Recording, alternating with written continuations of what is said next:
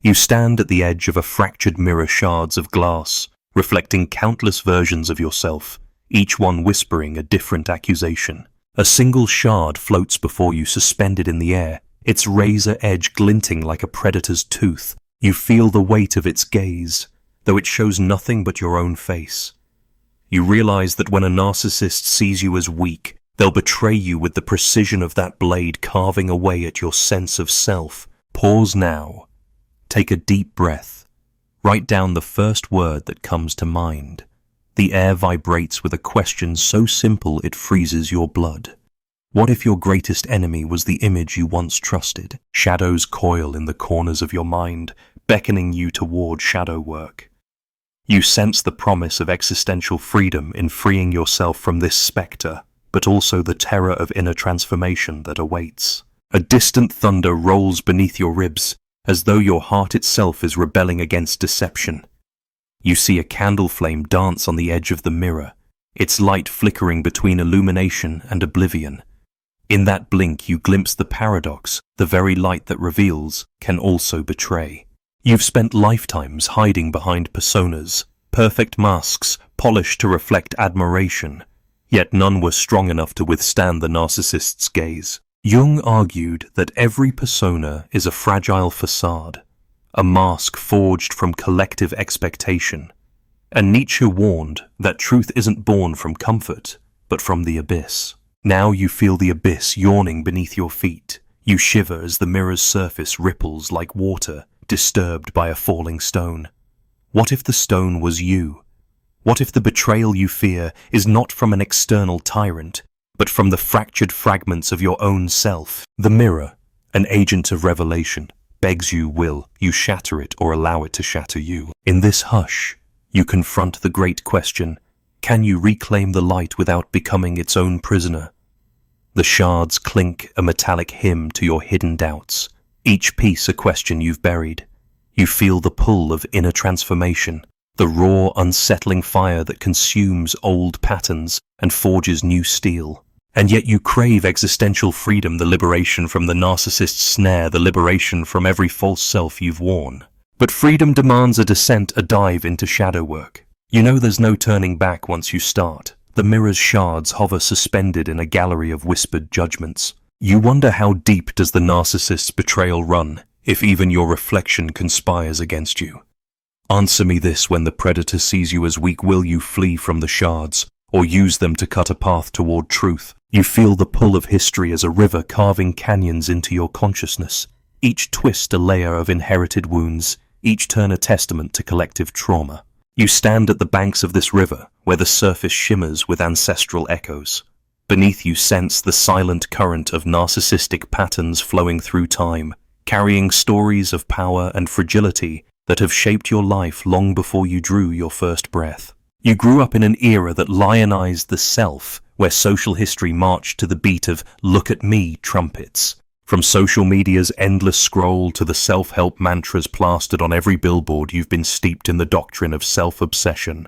But the story runs deeper. Fragmented families rebuilding after wars, communities scarred by unspoken grief, entire cultures stitched together from survival tales. Carl Jung taught that these scars become archetypes, living, breathing forces that reside in your shadow, waiting for a mirror to ignite them. Shadow work beckons as both excavation and exorcism, a journey into the underworld of inherited pain, so you may reclaim what was lost. Yet Nietzsche whispers a darker paradox: the sovereign self you worshipped is also the prison warden of your soul. In celebrating your individuality, you've unwittingly erected walls so high that true connection becomes impossible. This is the hidden root of narcissistic betrayal, the hunger for validation, born from existential freedom, twisted into solipsistic isolation. Viktor Frankl's research in concentration camps revealed that meaning emerges not from being seen, but from witnessing others, the raw exchange of souls that transcends mere admiration. When that exchange is perverted into a currency of power, the narcissist emerges, weaponizing weakness, betraying trust with clinical precision. You feel the weight of collective trauma in your every breath. Each headline about political grandstanding, each viral post of someone breaking the internet, reminds you that narcissism isn't an anomaly. It's a symptom of a society that worships spectacle over substance. Studies link rising rates of narcissistic personality traits to cultural shifts toward individualism and technological echo chambers that reward the loudest voice, not the wisest. You've known the sting of those digital betrayals yourself, friends who liked your successes but retreated when your flaws surfaced. You ask yourself, how did you become prey to this silent epidemic? The answer lies in the alchemy of personal history and collective myth. Your own upbringing taught you to polish your mask until it gleamed, because an unpolished mask would mark you as weak, a liability. Family dynamics too. A parent who demanded perfection. A sibling who competed for attention. The unspoken rule that love must be earned by achievement. Jung would call these dynamics the interplay of persona and shadow. The persona, the facade you present, the shadow, all the impulses you deny. Your inner transformation can only begin when you face that shadow, name its shape, and strip it of power. Imagine the emotional ecosystem that germinates a narcissist early. Neglect seeds the conviction that the world exists solely to reflect one's worth. Chronic criticism germinates the belief that any weakness is an existential threat. Fleeting praise fuels a hunger that can never be sated.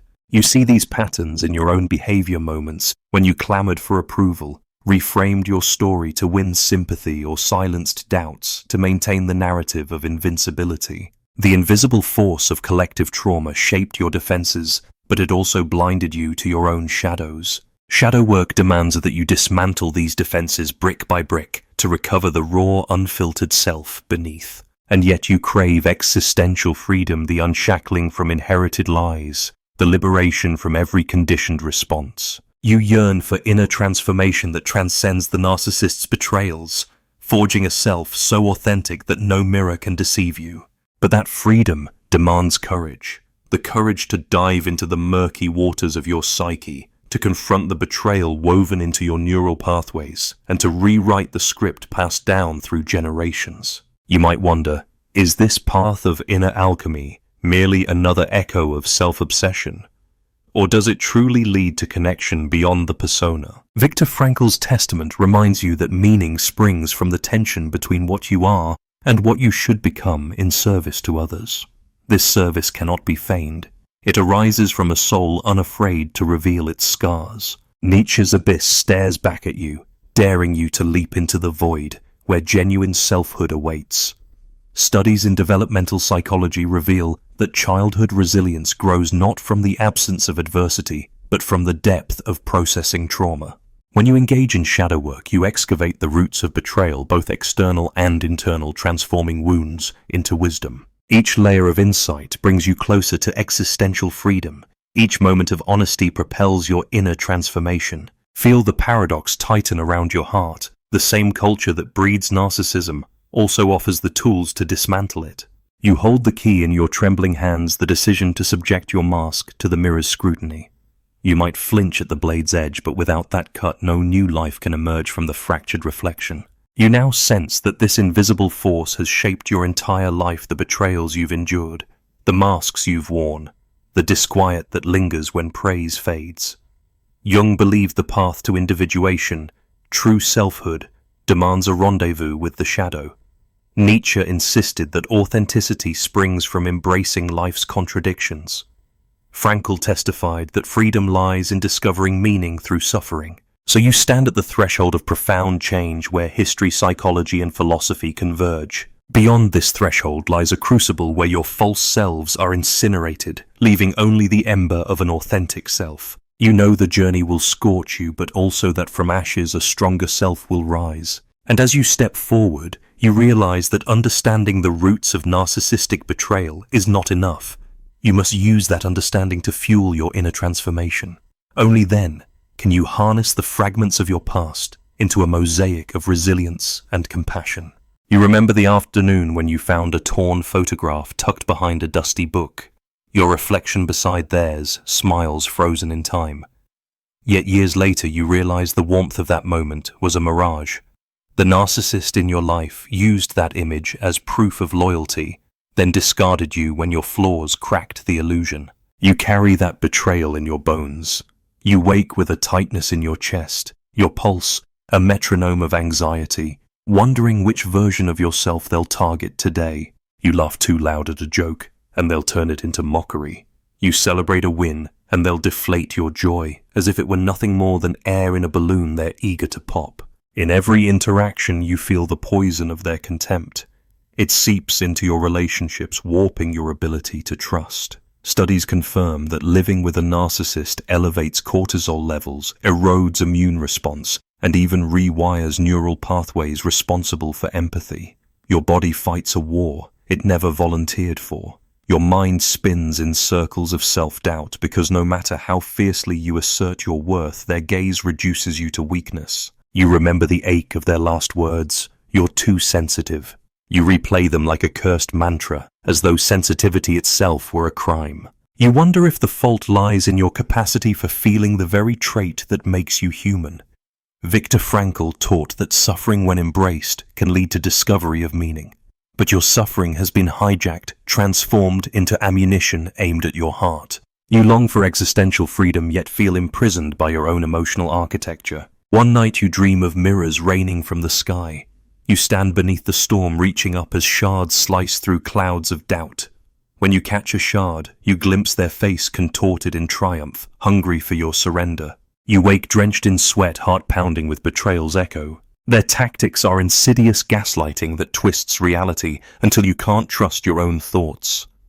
Love bombing that dangles affection like bait. Silent treatments that cloak you in isolation.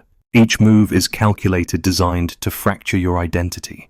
You vacillate between rage and guilt, never knowing which emotion is truly yours. You've sought answers in books and forums, but every explanation feels like another layer of abstraction.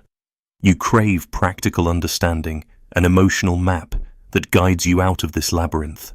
Yet the labyrinth itself shifts with every attempt you make, as if the narcissist's influence extends beyond the physical realm into the architecture of your psyche. Relationships outside that toxic orbit begin to fray. Friends see you retreat behind walls and they pull away, misinterpreting your self-protection as indifference. You feel alone, stranded on an island built by someone else's cruelty. The isolation magnifies your pain, breeding more self-doubt. You know, the clinical language. Narcissistic abuse syndrome, emotional neglect, attachment disorders. But these terms feel too sterile to capture your lived experience. You crave a visceral acknowledgement of your wounds, a mirror that reflects compassion rather than judgment. You wonder how many others stagger under the weight of a narcissist's shadow work, transforming every loving impulse into proof of disloyalty, every gesture of kindness into an excuse for contempt. The irony is bitter. The very person who demands admiration sabotages your ability to admire yourself. Your nights are haunted by echoes of laughter that weren't yours, by phantom criticisms that cling to your skin like lice. You awake with a tremor. Is that your heartbeat or the residual pulse of their mockery? And yet, beneath the rubble of your shattered self-esteem, there stirs a conviction, a faint spark of rebellion. You sense the call to inner transformation, the promise that the same pain that forged these chains can be the crucible of your liberation. You glimpse existential freedom beyond the horizon, shimmering like a mirage that beckons with both hope and terror. In the next breath, you resolve that you will no longer be collateral damage in their game. You will learn to see their tactics for what they are. A desperate attempt to assert control over a mind they cannot truly own. You will dive into shadow work to rescue the pieces of yourself they tried to destroy. The storm of consequences has raged long enough. It's time to learn how to dismantle the narcissist's machinery and build your own sanctuary of self-worth. You steel yourself against the memory of rain-lashed windows and whispered threats, as if the storm outside conspired with the narcissist's voice to drown out your resolve. Yet here, in that turbulent moment, you glimpse a fissure, a crack in the facade of their power. You realize that rebellion begins not with a shout, but with the barely audible decision to no longer acquiesce. You experiment with the first counterintuitive shift, silence, as resistance. When they lob a barb meant to unbalance you, you meet it with calm stillness, a mirror to their fury that refuses to crack. They expect panic tears, an apology, anything that reaffirms their dominance. Instead, you offer the void, The silence is a blade sharper than any insult cutting the threads of their control. In that pregnant pause, you reclaim a sliver of existential freedom. Next, you learn to question the fundamental premise they've instilled, that your worth hinges on their approval. You catch yourself in the mirror, breath chalky with uncertainty, and you ask, whose voice am I hearing, mine or theirs? In the blank space between thought and answer, you discover inner transformation unfurling like a dawn. You remember Viktor Frankl's insistence that meaning is discovered in choice, not circumstance. Even if your world shudders, you can choose to stand. You enact a radical practice borrowed from Buddhist psychology, labeling emotions without judgment. When rage surges, you name it. Here is anger. When guilt washes over you, you acknowledge this is guilt. By observing emotions as clouds passing through the sky of your awareness, you detach from their gravitational pull. This simple ritual catalyzes shadow work, letting you excavate the roots of conditioned reactivity and sever the narcissist's claim on your psyche. You introduce another seismic shift, boundaries as sacred geometry. You draw lines in the sand not to trap yourself, but to protect the sanctity of your emerging self. You speak your truth with trembling lips. I will not tolerate that. At first, your voice quavers, their eyes narrow. But each time you assert a boundary, the tremor steadies, the quiver fades, and a fortress of self-respect takes shape. Nietzsche wrote that one must forge one's own values. Here you are, the smith at the anvil, hammering out the terms of your life. In a moment of clarity, you employ radical generosity, as if to poison the narcissist's weapon of scarcity. When they demand your time, you give yourself permission to withhold it. When they crave attention, you turn inward instead of conceding the spotlight. You practice gratitude for the smallest blessings, the curve of your own smile, the warmth of sunlight on your palm, the rhythm of your breath. This inversion of their game, offering what they hoard, breaks their pattern of exploitation. You begin to map the landscape of your relationships through a forensic lens. You catalogue who reflects your authenticity and who amplifies your fear. You let some people go, even though your heart aches at the thought. You discover that releasing a toxic tie is not betrayal, but deliverance.